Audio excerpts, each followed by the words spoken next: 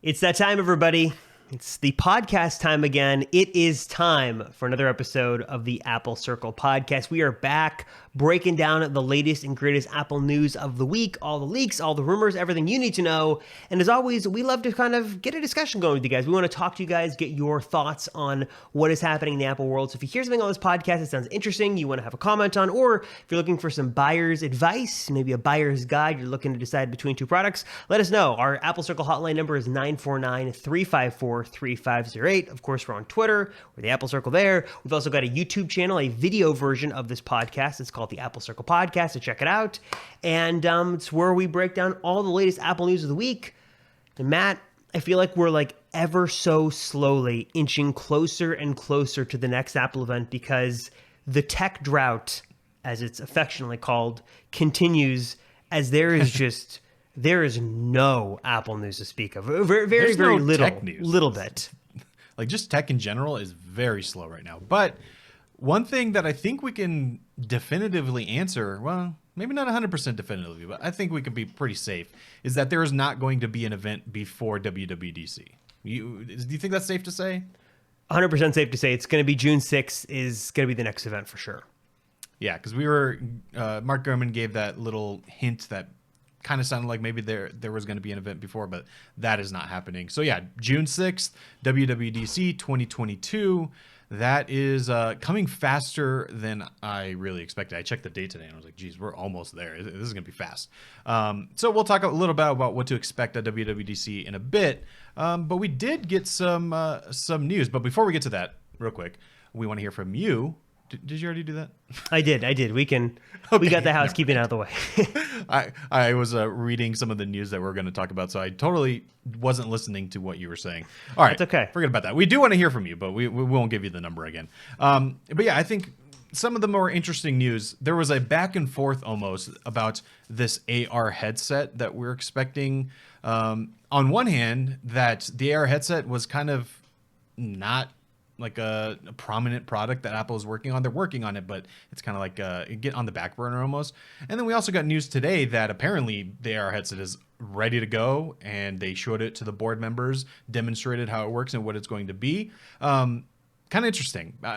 We've heard so much news about this, but it seems like it is real and it's coming. But what was the other story where it was kind of like on the back burner? You had more details on that. Well, before we get to that, I got to ask, since this sort of broke today, is this something Apple typically does? Because I can't remember hearing before of Apple showing off unreleased products to the board. I mean, obviously it's the Apple board. These are people who are sort of help steering the company. But is this a new thing or not? Because I've never heard this before. It sort of slipped in there in the headlines, like, oh, Apple's showing this off to board members. I'm like, wait, what?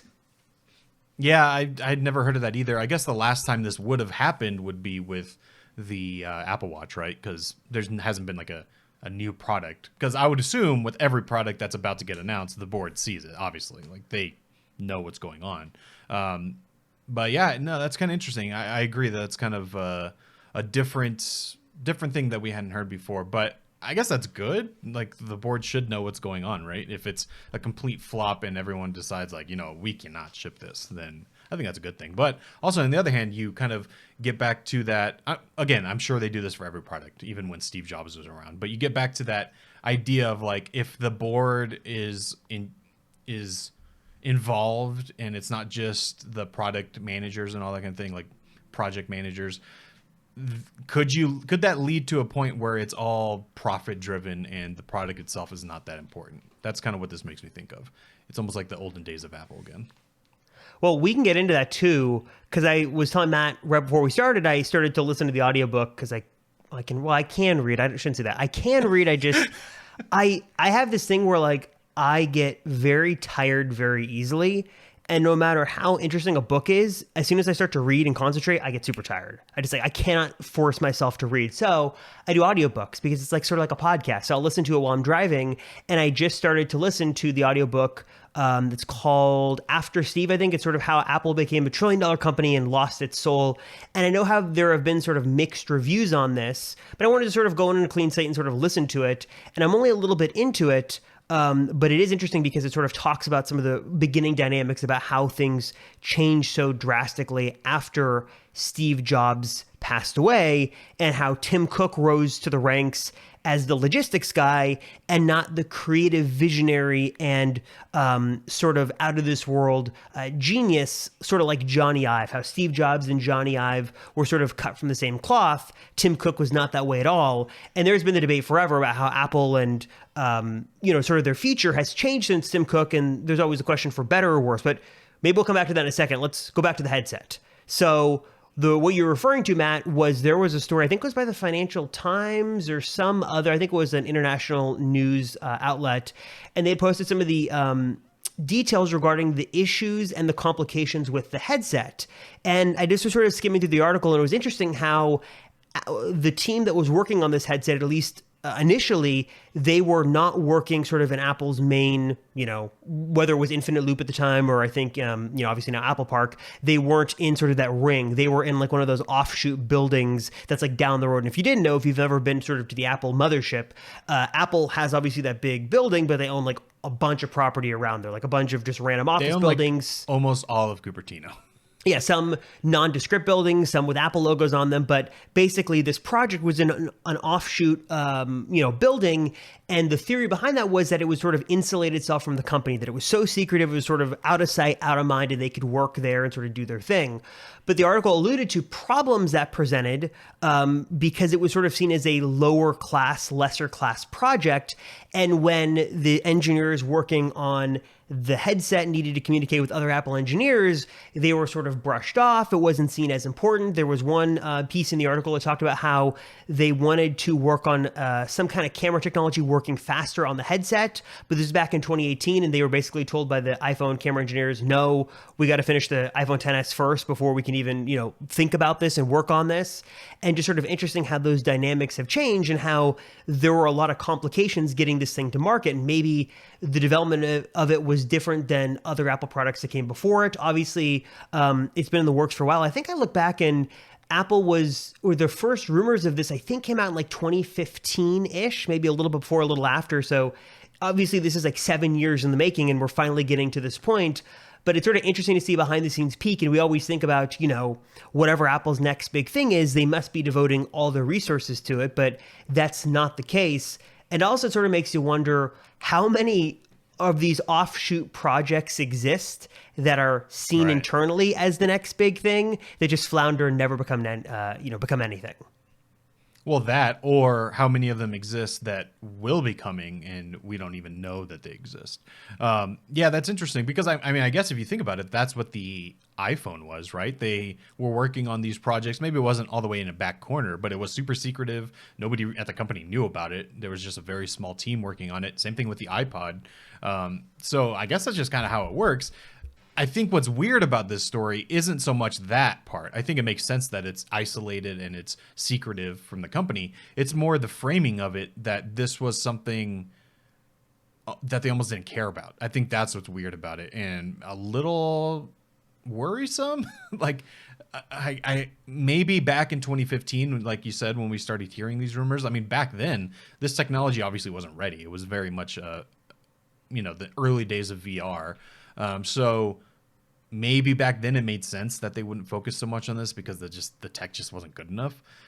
And I guess, yeah, I don't know. It just makes me a little worried that this story came out. Maybe it's completely bogus and they're conflating two different things, and the headset was always, slated to be the next big thing, but it does still get me a little bit worried about what this might be. But then we saw this story today, like we were talking about them showing it off, and that is basically ready. And maybe, I can't put it together. I don't know what to think exactly. It's tough because, on one hand, if this has really been 7 years in the making, and they're still having complications, which according to the latest rumors, I think from Bloomberg, the reason why people think it's going to be delayed until next year is because there are still issues with some of the tech. I think it was cameras, I think it was overheating, battery. Obviously, it's crazy to think that even inside of Apple, the silicon progression has changed so much since this project started that I wonder when the Apple silicon transition was sort of got going originally internally, if that sort of changed any plans with the headset. Now I think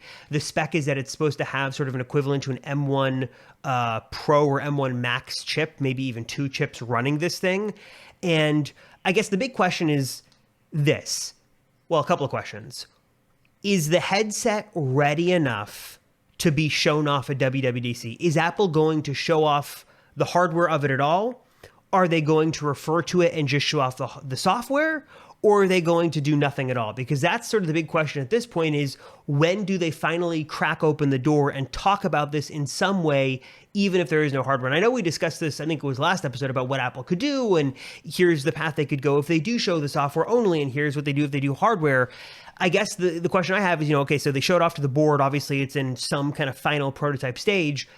How far are we away from this actually being announced? I still think that June just seems a little too optimistic and a little too early. Yeah, that's the question. Because, I mean, you could look back to the iPhone, which was in a very early stage of development. They, that there was that famous story of the like perfect path that Steve Jobs had to take on stage. If he deviated even a little bit, it could crash the entire thing. And honestly, if that happened on stage, I mean, who knows what the iPhone direction would be now. Probably end up being okay, but it would not be the same hype as as it ended up being when the path turned out perfect and there was no issues. So, on one hand, they obviously talk about things that are not ready. Same thing with the Apple Watch. The Apple Watch was definitely not ready. Honestly, the first version of the Apple Watch just probably shouldn't have existed. They should have waited one more year, because that thing, I mean, I'm very happy about that watch. It was so cool at the time, but it was so slow. Like it was not ready for prime time, and the software was just not ready. So, you could say that they do that with other products. So why would that be different here? I guess I'm more worried about, not worried, but interested in how they're going to, how are they going to show this off? Because we talked about this last week with Google I/O, because they showed their glasses prototype. But if you watch their video that they showed off of this translation feature, not one shot in the entire video is real, if that makes sense. Not because the product doesn't work, but because you can't actually show what this is. Like, okay, I can see the hardware, you can show me the headset, but I can't actually see what it's supposed to look like. And that is going to be a very difficult thing. I think if any company that would be able to figure out how to do that, Apple would be the one to do it, because they're very creative with their demos and their ads and things like that. But I don't know. I guess the easiest way would be they just put it on and just show you a video out of what you're seeing, kind of what they do with, like what they do with the iPhones and the AR demos they do with that. And that's fine, but that doesn't sell me necessarily, because I guess in theory I already get the concept. Like, I know what it is, but I want to see the next level. Like, why is Apple making this? And then that's that part. And then there's the other part of the technical, hardware of this thing. So we're expecting 2 4K micro OLED displays. So it should be very high resolution and look really good.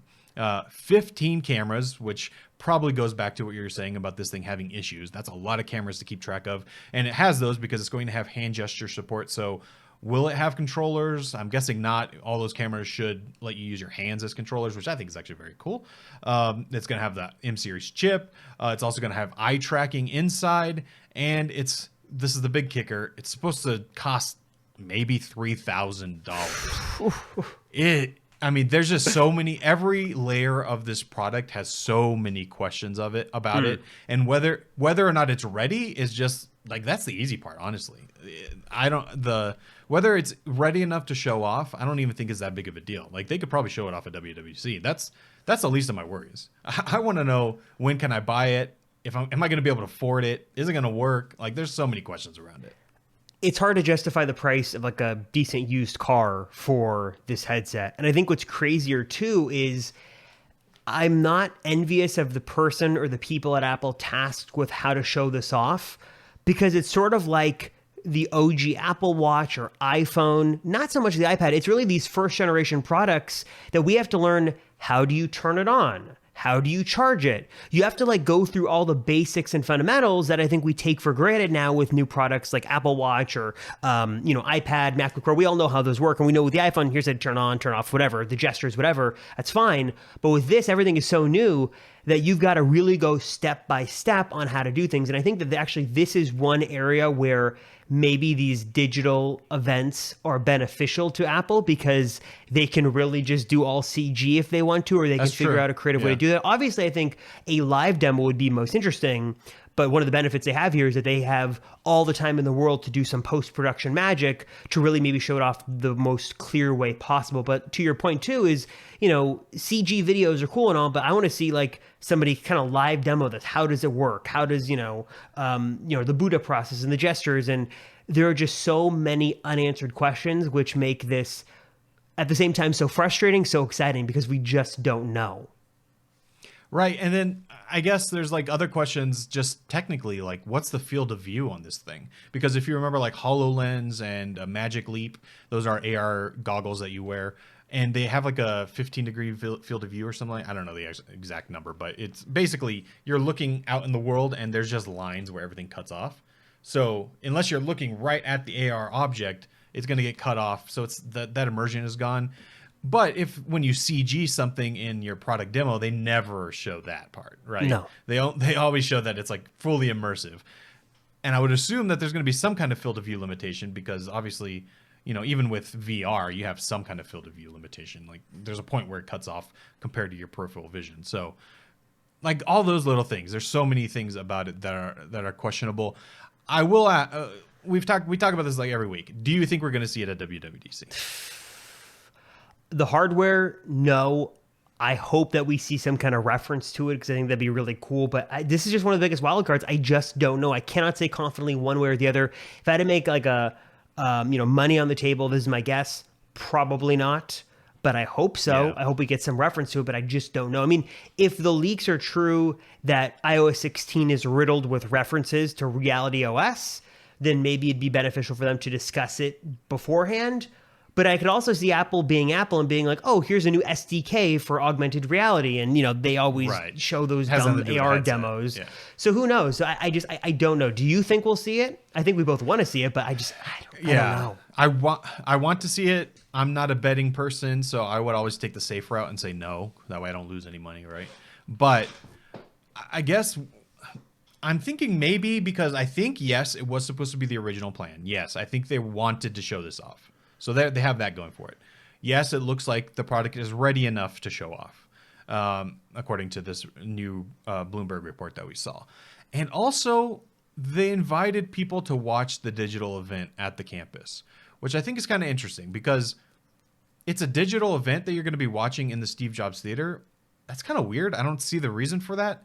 So why even have people there? Maybe it's to show something off that, like we were saying, you really have to see and use to experience.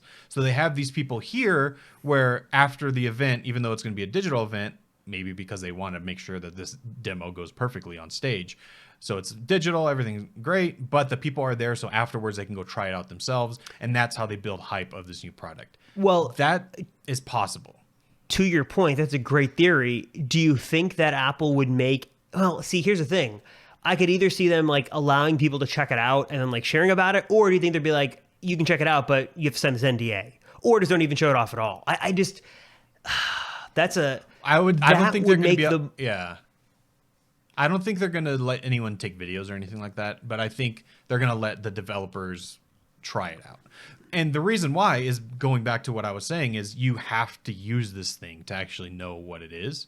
So the only way to do that is to actually have the product. So even if it's not for the media to check out, I think if they do show it off, you're going to have to then let people use it right after. Otherwise, it sounds cool, but okay, whatever. Like the iPhone, you can look. I remember when they announced the iPhone at Macworld, he showed off everything on stage, right? And that was great. So you saw everything, and then you saw the hardware in the case outside. But there's no reason. That was everything you needed to know. There was nothing else to that experience, right? Yeah, using it would be cool, but you didn't need to use it to actually understand it. This, I think you need to use it to understand it. So they're going to have to figure out a way to do that. And WWDC just makes the most sense as the place to do this because, like you said, Reality OS is supposed to be what's running on this. That's a completely new software. It's presumably going to have a new SDK. So that really only matters to developers, and it's something that really is going to matter when the product actually comes out. So I don't know. I go back and forth. I hope we see it. I hope. I mean, June 6th will be the day. Well, no, I mean, if it doesn't get shown off or referenced at WWDC, I think that it's basically a pretty good chance that we're not going to see any mention of it for the rest of the year. And then we sort of reset the cycle in 2023 and see what happens next year, because I just don't think that, we get past June, we've got iPhone 14 stuff in the fall, new AirPods. Obviously, there's a bunch of new Macs that we have no idea when they're coming. I think that if June is not the time, it's going to be next year, just because there's too much other stuff in the works that just cannot be pushed back. Yeah, I think we could both agree on that if it's not right now, then it's going to be all the way until next year. They're not going to hold another event for this, I don't think. Because if they don't show it off now, then even if it is ready, well, even better, they can perfect it until next year, right? So it's like, I see it both ways. Yeah, man, I don't know. We'll get into the rest of WWDC in a bit, but I just wanted to hit this one little rumor that I think hits close to your heart, which is about the Apple Watch Series 8. This is from John Prosser. He basically going back and saying that the Apple Watch Series 8 is rumored to, according to this leak, have a flat front glass, which also leads you to believe that it would have the flat edges, kind of like what we were expecting with the Series 7. This is from Shrimp Apple Pro, which is a great name. And what do you think? Do you think that's going to happen? I don't know. There's a lot of speculation as to what model this could be. So whether if this is the design for the entire Series 8 lineup, or if this is just for the rugged Explorer edition that has to be built tougher. So that's really what I'm curious about right now. But I do think that if this does come, then I think it sort of backhandedly confirms the next year's iPhone 15 design is what John Prosser showed off with the iPhone 14, because he sort of mentioned that maybe he's a year ahead. That would sort of confirm that. I love the look of this thing. I am all for flat edges and the boxier design. I know some people hate it. I still just, call me crazy, but that Series 7 just seemed like a really weird upgrade to me. But if it comes, I'll be happy. I love the Apple Watch. I love my Series 7, but if there's a new design, I'm all in for Series 8, even though we still have no idea what health sensors could be coming or what they could be adding. But I'm a big Apple Watch fanboy, so count me in. Yeah, I think this is. I think you're right. This is either the Explorer edition, which needs to be a little bit more rugged, or it's a different version of the Apple Watch that we will see at some point, just not quite yet. And I agree. The Series 7 was not supposed to be this. I think that is. I don't know if you could say confirmed / definitive, but I think it's pretty obvious that the Series 7 was not exactly what it was supposed to be. Don't you think it's weird that they would tout this major redesign with the Series 7 and then just go and change it with the Series 8 the year after? And especially if we look at sort of the cycle of Apple Watch, Series 1, 2, 3, same design. 4, 5, 6, same design. It just seems like there was a missed opportunity there. Maybe it was because of COVID. Maybe everything got pushed back a year, and that would explain it. But it still seems weird that they would tout, oh, here's this brand new design. Here's this big screen, which every time I use this, I'm like, I don't notice the bigger screen. I love the Apple Watch, but the design is basically the same. The green's kind of cool. I don't know. Maybe I'm just too picky and I want something else, and I believe the rumors too much. I'm drinking the Kool-Aid, but I would love to see this actually become a thing. Even though I know a lot of people say that this looks too uncomfortable. I don't know what the comfort level of that would be. I could see that, but I'm ready. No, I agree. I think that the squared off design was originally supposed to happen, and things just didn't work, so they pushed it back. And I don't know. We're just gonna have to wait. If we do see it, this is gonna be coming out in the fall, like every year with the Apple Watch. So we're just gonna have to wait and see, and maybe some more rumors will pop out of this. This is the problem. The rumor mill is so empty right now. There is so little Apple news that we're sort of scraping the bottom of the barrel to recycle old stuff because there's just so little we know. And I guess this is typically a slow season for Apple, but I feel like we had that March event and there was a lot of hype over Mac Studio and Studio Display. Then things just sort of fell off a cliff in terms of Apple hype, and it's just been stagnant. And there has been no reviving sort of the lifeless rumor cycle. There has been no big leak. There's been no big rumors. We've got little bits and pieces there, but this has been one of the quietest years I can remember tracking Apple rumors and news because there has been just nothing. Yeah, and we talk about it every week, but it's just it's boring. It But is. I think, like we said, we're getting close to WWDC, so something is going to be coming. Let's get into that. So WWDC, of course, headset aside, the things that we are fairly confident we're going to be seeing are the new software. So iOS 16, watchOS 9, macOS, whatever they call it, and what else am I missing? tvOS, iPadOS. So all that new stuff should be coming. And I figured let's use the rest of our time here to give a little iOS 16 wish list. Things that we wish would come, and we call it wish list because they're probably not going to be coming. Let's be honest. The latest rumor is that iOS 16 is not going to be a major revamp. According to Mark Gurman, who has really had the only scoops on this, it's not going to be a big difference. There's going to be like a revamped notification system and new health and fitness tracking features built in, which is nice. No complaints there.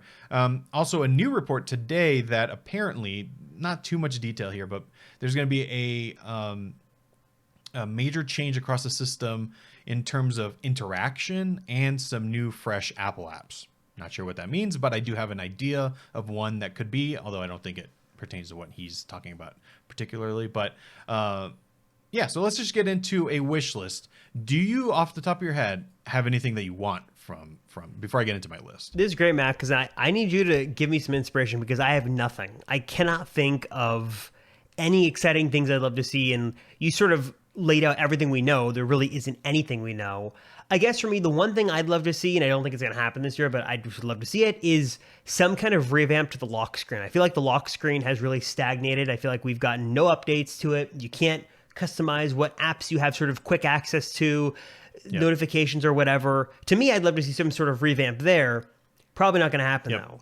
And as I sort of that was one on my list. Yeah, there you go. And as I rack my brain and think about anything else, like all corners of iOS 16, I don't know. It's sort of that same old thing we've talked about before, where it's like I can't think of anything I'd want to change, but it would sort of be nice to have something fresh and different. I think for me, I'd love to see some sort of refresh in terms of looks, which will probably be minor this year. I'm not exactly sure what refreshed Apple apps mean. Maybe there's some, I'm not sure what that means. New designs going there. There's always those rumors that Apple is going to give us sort of Big Sur-esque icons. So maybe that would happen. I'm not sure what Mark Gurman's talking about there. But walk me through your wish list. Give me some inspiration. I know. It always looks a little weird.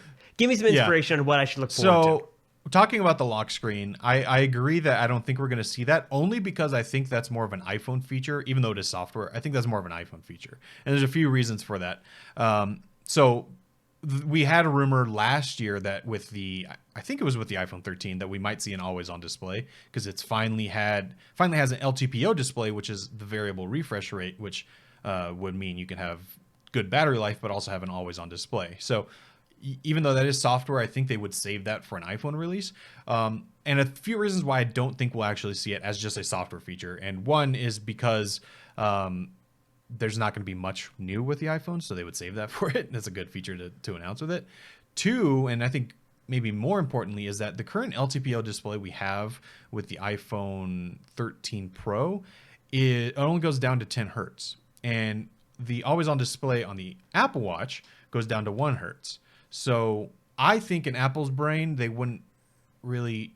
10 hertz is still too much power sipping for the iPhone right now, in their mind. Obviously, completely possible. We've had always-on display on the Android side long before OLED was even in most phones. So obviously, it's possible.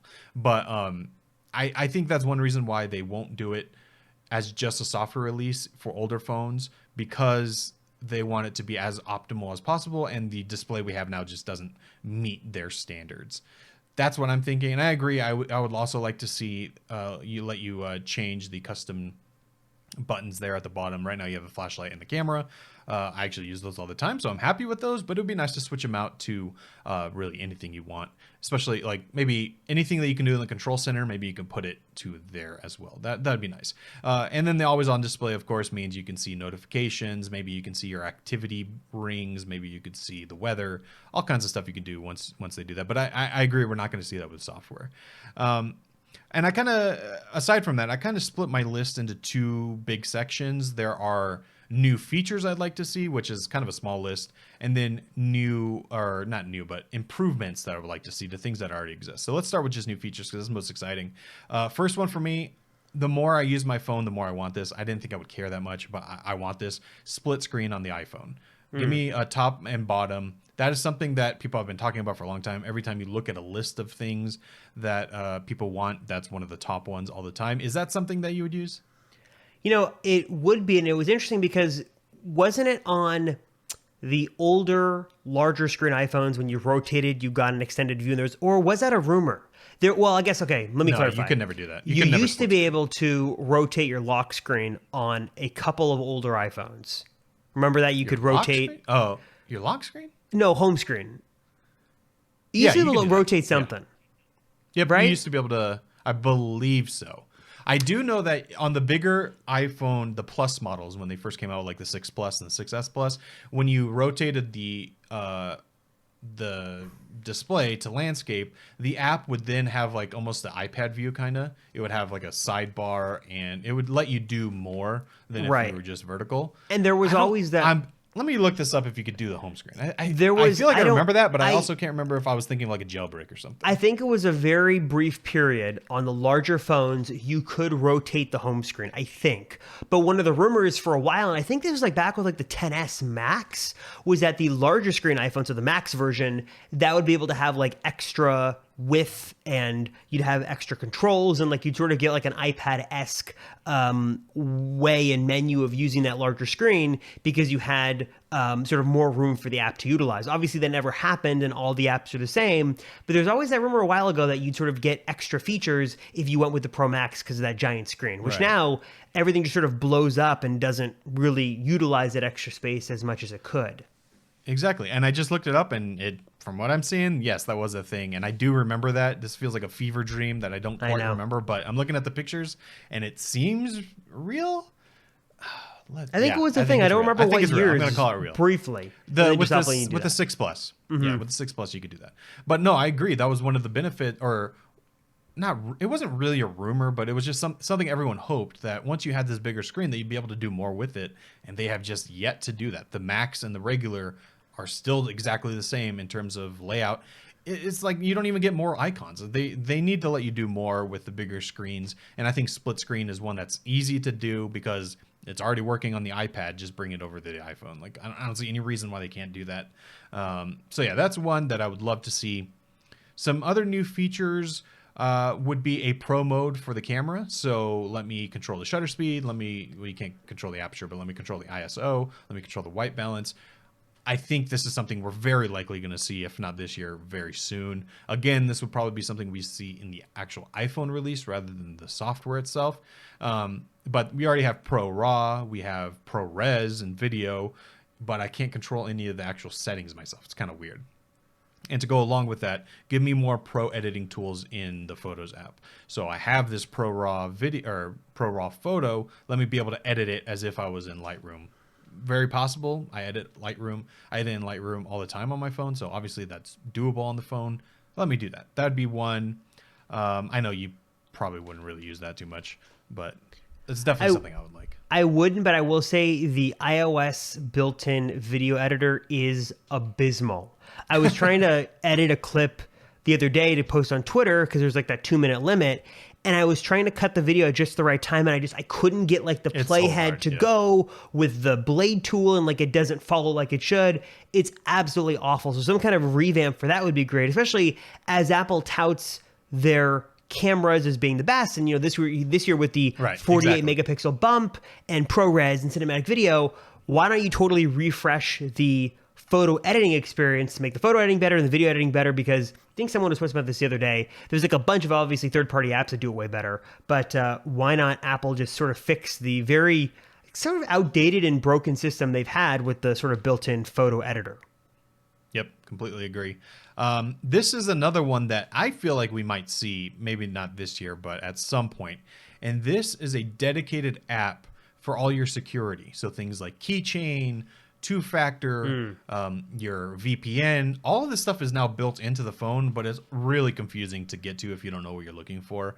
Keychain is like some weird part of the system that you have access to, but if you don't know it's there, it's kind of weird. The new VPN, or not VPN, the new two-factor is super hidden. If you don't know that's there, you're never going to be using it. Give me an app, basically give me 1Password, but built by Apple, because all the features are there. They just need to put it in one spot. And I think if they did that, I would be pretty much converted over to that, because I already have all my stuff in Keychain anyway. Oh. Even though I still use 1Password, I use both. You trust Keychain too much. No, Keychain's great. It's awesome. It's protected by Face ID. Come on, it's I think secure as it gets. One of the things I like about 1Password is, for the very few times I am on a non-Apple device, it is sort of nice to have that platform agnostic experience, which 1Password does a great job at. I also just, like you said, that'd be great, because I feel like so many people do not know about Keychain and the built-in sort of password manager they have. I feel like people just, it's like, do you want to save this password? They click yes, and then it just sort of disappears into the ether. And I can't tell you how many times people were amazed on the Mac, like this is years ago, that I'd be like, oh, you want to look at what's my Wi-Fi password? Oh, just open up this app called Keychain, type in what the SSID is, the Wi-Fi name, and it'll pop up. People were amazed by that because they just didn't know. And to your point, it's so hidden instead of settings. Having a dedicated Keychain app, that I think makes total sense for iOS 16. Yeah, I don't know if we'll see it this year, but I think we will see that at some point, because they keep building in all these things. They have private relay, all these security options that are kind of in iCloud, but they need to be their own app, I think. Maybe, I don't know what they would call it exactly. Maybe they just call it Keychain. I think that's actually a decent name. Yeah, I would love to see that. Okay, that is actually it for all my new features. I can't think of anything else in terms of like completely new things. Those are... That's pretty much all I got. Let's get to some of the improvements. The big one is with home screen. And these are kind of simple. Arrange apps everywhere or anywhere. Mm-hmm. It's a little silly that you can't do that now, even though they do let you do it with widgets, and you can hack it and make it work. And that's how I have my iPhone set up, and I like it. But it would just be nice to be able to do that natively. And also, this I don't think they will let you do, but it would be kind of nice, is let you have change the grid sizing. So if you want, instead of 4x5 or whatever, you can do like 5x6 or something.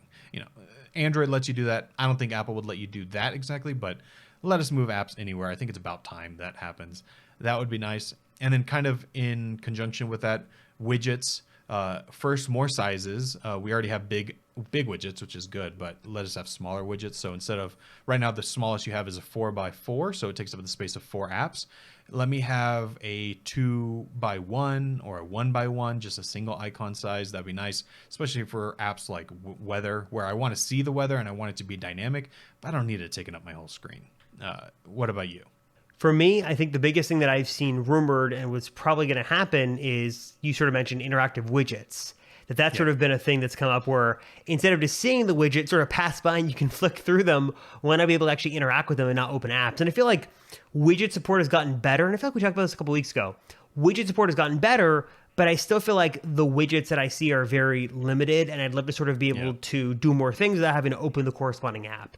And also just, I understand the clean and simplistic layout of iOS, but allowing a little bit more flexibility to sort of put things anywhere, that'd be great.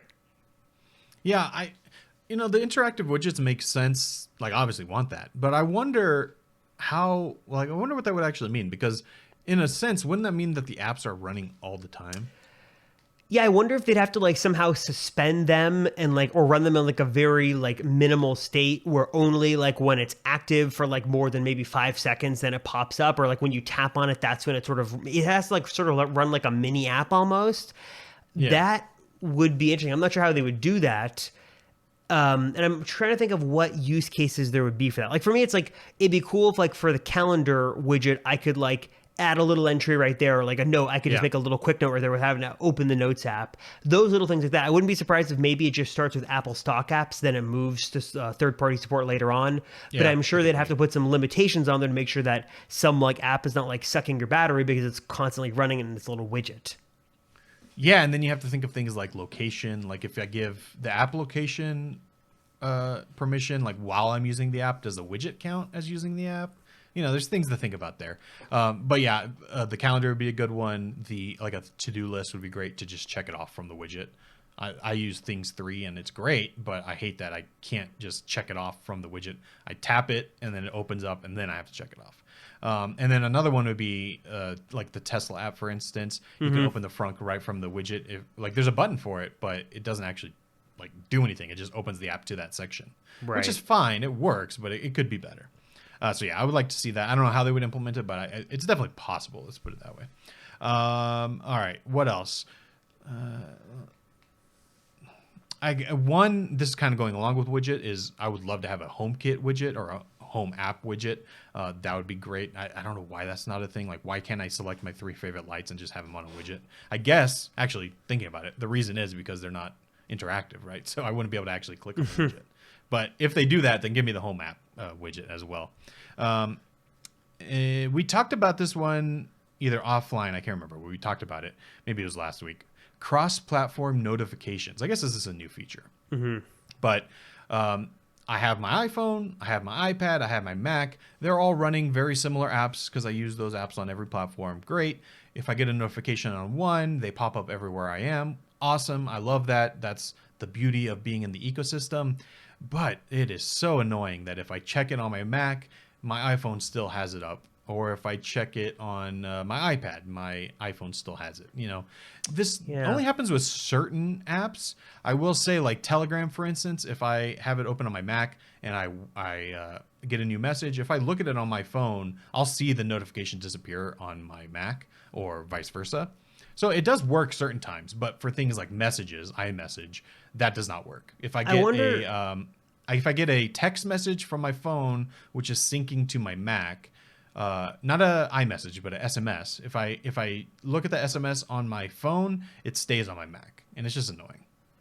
I wonder if there's some sort of API thing there where, because iCloud syncing, doesn't iCloud syncing handle a lot of those notification things? Like, I wonder if there's like Telegram, like other apps, like they have their own API that they're calling to. It's like, okay, if it's red here, then make it red there. I'm sure it's like, you know, Facebook Messenger, stuff like that.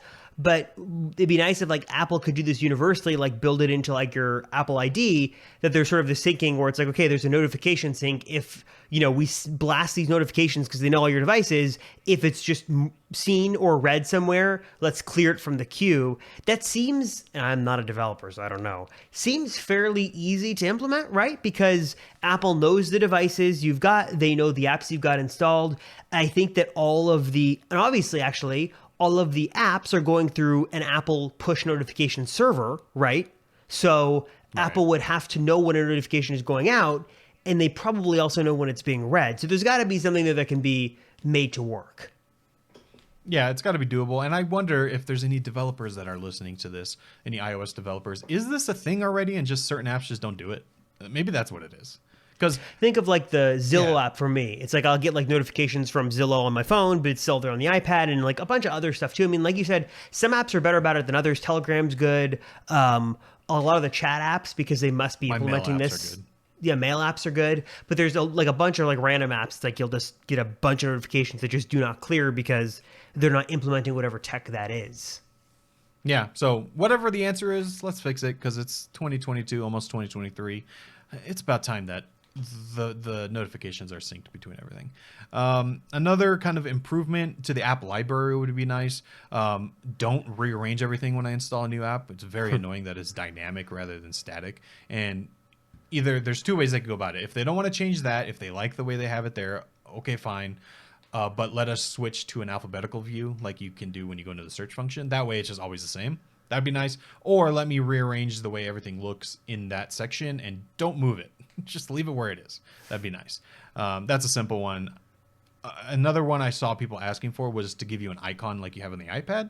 So if you have 3 pages of apps and then the app library, instead of having to swipe through everything, you could put that icon onto either your dock or onto one of the pages and access the app library from wherever you are. That'd be kind of nice. I use the app library way more than I thought I would, but I'm still not the 100% like biggest fan of the app library. One of my things, and I forgot where I saw this. I almost think that, did you give me this tip, or I saw it somewhere where you have like one page of apps on your phone that uses the Siri Smart Stack to recommend you apps that you frequently use. So I have a whole page on my iPhone that looks like it's all apps, but it's actually just 3 Siri Smart Stacks that just automatically feed me the apps it thinks I'm going to need to use. And I gotta say, that honestly has cut down on my searching dramatically, because usually if I need an app, it's already there. So that's kind of cool. There's a little pro tip for you. That's cool. You know, it's funny though. Isn't that the same thing as just putting the apps there anyway? It's the same thing. I mean, I guess it dynamically changes, so like it should know, and it doesn't like Siri knows like by the time of day and stuff. And that's true. Yeah. I don't know. Yes, that's basically the same thing. But I saw that. I forgot where I saw it, but I'm like, that's a great idea, and it sort of works. No, it is a good Looks idea. like it's stock. Yeah, I guess let's go along with that a little bit. And this for me is a big one, and that's more focus mode customization. So, have you messed with focus mode since the last time we talked about it? No, since we talked about it, I like tried to half-heartedly set it up, and then I never touched it. So there's a few things that I love adjusted here. First, well, there. On one hand, I could see this changing, and on the other, I don't, because the way I use focus modes is not exactly how Apple intends it, but I still think there's some changes they could do that would make everyone happy. First, and this is the most important to me, when you're setting up a focus mode, instead of whitelisting what you want to see, I want to blacklist what I don't want to see. Because right now, when you go into a focus mode and set it up, it says, okay, who do you want to hear from? That's too much. I want to tell you who I don't want to hear from, because there's like 3 things that I don't want to hear from, right? Like there's like, I don't know, if I'm in work mode, then I don't want to hear from these certain apps, but I don't want to like select every single app because I'm usually fine with all of them. So let me whitelist instead of, all right, well, now I'm getting confused. Whatever I said at the beginning. Let me choose what I want to see, not what I don't want to see. All right, whatever. I'm gonna confuse here. I hear what you're saying. I get you. Yeah. The other would be more trigger options. So right now, the way I have it set up, for instance, at a certain time of day, which is 10 a.m. for me, that's when work starts. So it automatically turns on my work focus mode, which for me means it sets up a new home screen, which has a huge calendar. It has the certain apps that we use, all that kind of stuff. So it just automatically switches over to that at a certain time of day. Great. I set up another, or what I want is to set up another focus mode for when I get into the car, because my car does not have CarPlay. So I am using my phone as my basic CarPlay device, right? So there is a car focus mode, but when you go into that to set it up, all it does is turn off notifications and let you like send messages. So it's more of a safety thing rather than a functionality thing. And what's nice about that mode is when you do select it, it knows when you get into your car. So if it detects that you're connected to like Bluetooth, that's your car, it automatically knows that, so it'll switch it on automatically. Great. But since I don't have CarPlay, I want to set up a home screen with the different map apps that I use, like Google Maps, Apple Maps, Waze, so that when I get into the car, those automatically pop up. I don't need to see my normal phone or my normal iPhone display or home screen that I have. I want it to be car specific.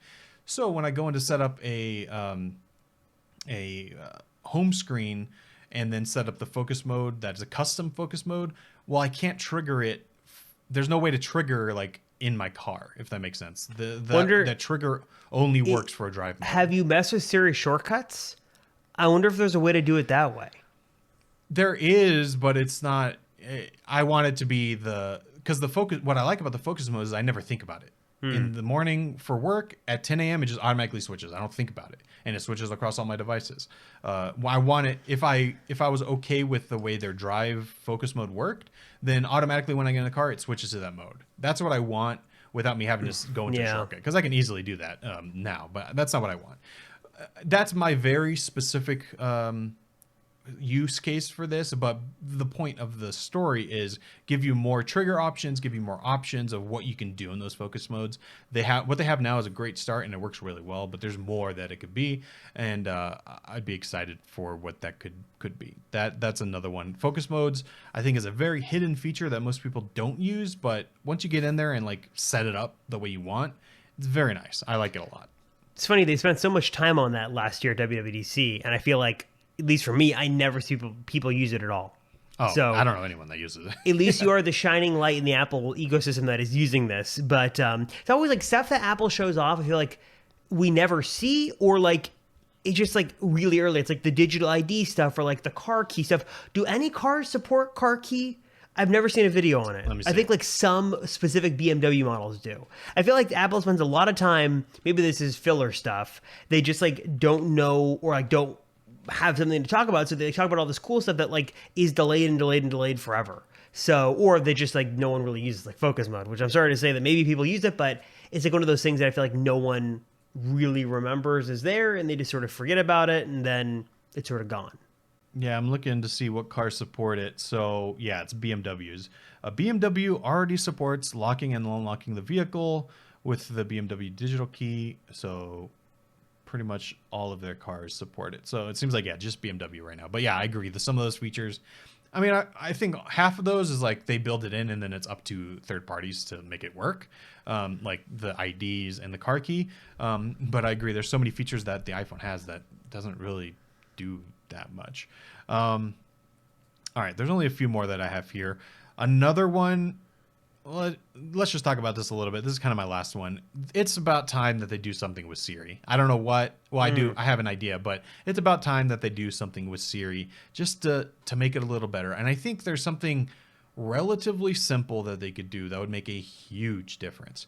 I'm not a complete Siri hater like a lot of people are. I think it's kind of like Apple Maps, where you had a few bad experiences back in the day and then kind of gave up on it. It's still definitely not as good as Google Assistant or Alexa, but it's not that bad. I use it every day and it's fine. It's good. But there's one thing that they need to do, or that they could do, that I think would make a huge difference. And it's simply, instead of when you ask Siri a question, instead of it telling you, here's what I found on the web, and then you have to read, all it has to do is read what the first selection is. That's exactly what Google Assistant does. Google has the knowledge graph. You know, when you're searching on Google, there's that little box at the top that gives you like basically the answer, right? It's from some random website, and they think that's the answer, so it puts it in this little box. When you ask Google a question, all it does is read that box. That's all it's doing. I don't see why Apple can't do that with Siri. If they did that, it would take the frustration away, because half the time when you ask a question, it does actually give you the answer. You just have to actually read it. So on the HomePod, for instance, where there's no screen, you can't really do that. That's my biggest complaint right now. You know, I'm surprised how many people use Siri for that. Like they treat it like it's an Amazon Alexa. For example, my dad, who I know listens to this podcast every week, so hi, Dad, if you're listening. He used it to ask questions all the time, and I feel like Google Assistant especially is so good at that, and Siri is so poor about that, where he'll ask a pretty specific question that usually Siri will know the answer to, but it just won't say it. It's like, here's what I found on the web. Here's what I found in Maps. Like, if it could just be better at answering basic questions, which is what everyone has come to expect it to do now, that's what people want. And I feel like that cannot be that hard to do. And when was the last time Apple really talked about Siri in the smarts department? I think they just talked about it last year about the privacy and safety and security focus. But when was the last time we ever did a deep dive into here's how smart Siri is? It's been years. Or here's the new things that Siri can help you with. Like, yeah, they don't really do that kind of stuff. But to that point, whenever it says like, here's what I found in Maps, or here's what I found on the web, it is actually giving you the answer. It's doing a good job. It just doesn't tell you the answer. That's all it needs to figure out. They need to figure out how to get it to tell you the answer. And then I think we're good. Because I guess once they do this HomePod with the screen built in, it won't matter as much for, HomePod situation. But right now, asking questions on the HomePod is really hit or miss, because sometimes it'll say like, well, I can't really answer that, right? Even though it does, if you ask that same question on the phone, it will work. And I remember, because it does answer the questions pretty well. Remember back in the Techno Buffalo days, I don't know if you were there, but I remember we did we had this conspiracy theory between all of us that, because I'm not, like I said, I'm not a Siri hater, but we had this conspiracy theory that Siri only works for me. Yes, because everyone was always complaining, and then I would ask the question on my phone and it would just work. So maybe there's something to that. Maybe it knows who the Siri fans are and it just works more. But I think Siri's not that bad. They just need to do a few things to make it a little bit better. Smarts aside, I think maybe not the bigger, but a very big one is make it the same smart level on every platform. I can't ask the same thing on the Apple TV as I can on my watch, as I can on my phone. They need to make it universal and have it answer the questions, and I think we're good. I think it's pretty decent. Isn't it interesting how there was such this big external push for Apple to make Siri better, and they had hired all these people and these execs from Google, and then like nothing happened. And obviously Apple Yeah. has bigger fish to fry these days, but I feel like the development on Siri, at least publicly, has really sort of been, it's been like the ball that was dropped. Like there's been no updates on it. It hasn't gotten any smarter. There have been no significant updates or improvements. And I feel like Google Assistant, even Amazon Alexa, they're up there like now in like the pretty reliable category of useful virtual assistants, where Siri is still relegated to, this thing gives me different answers depending on what device I'm on. It doesn't work on the same on every device. It's known for being unreliable, slow, and just really just not giving answers that are sometimes anywhere even in the scope of what I was asking. I can never count on Siri for things because I know it's just faster and easier if I just type it on Google myself. Yeah, and I think they need to figure out a way to change that perception, because like I said, once you actually do use it, it's okay. But they just need to get people like you to actually try it again, I think. And then once they do try it, it needs to work. So once they do that, I think we're good. I'm looking at my thing here, at my little list. That's pretty much everything that I could think of for iOS 16. Will we see any of these? We might see like 2. I don't think we're going to see that many.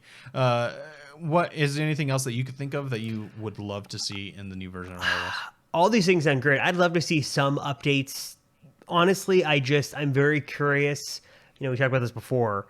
If this means these very sparse leaks mean that Apple has such a huge thing to announce that hasn't leaked, they are ready to blow open the doors with some amazing features, or if there is so little that has changed, there's nothing to leak. So I think that either this WWDC is going to be one that is really exciting, packed with some new Mac hardware, going to be really cool, and they're just flying through things, or it's going to be, I think, what some would consider to be underwhelming, where they walk through some stuff, there's no mention of headset, and that's just sort of it. And from what we're hearing right now, iOS 16 is going to looks like just another sort of, let's go through the process and release something new, but it seems like maybe Apple's priorities are different, and iOS 16 is going to be maybe a little underwhelming this year. I don't know. I hope not, but that's what it looks like right now. Yep, and I pretty much agree with that. But maybe as we get closer, we'll hear a little bit more. But I'm doubtful. I think it's going to be a pretty basic year for iOS. Luckily, iOS is pretty good. Like, it took me a while to come up with this list, so it's not like these things are searing in my brain every time I use the iPhone. Like, these are just things that would be nice. They're not ruining the entire experience because they're not there. They would just be nice to see. But kind of speaking of that, we would love to hear what you guys would love to see in iOS, so we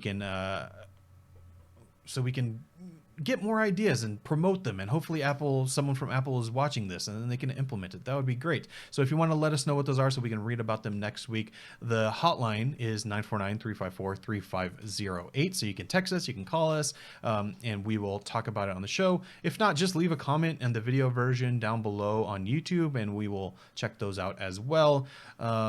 And yeah, we'd love to hear from you. This is especially one of those topics where having feedback from the community would really help, because we're just 2 people here. We can only come up with so much.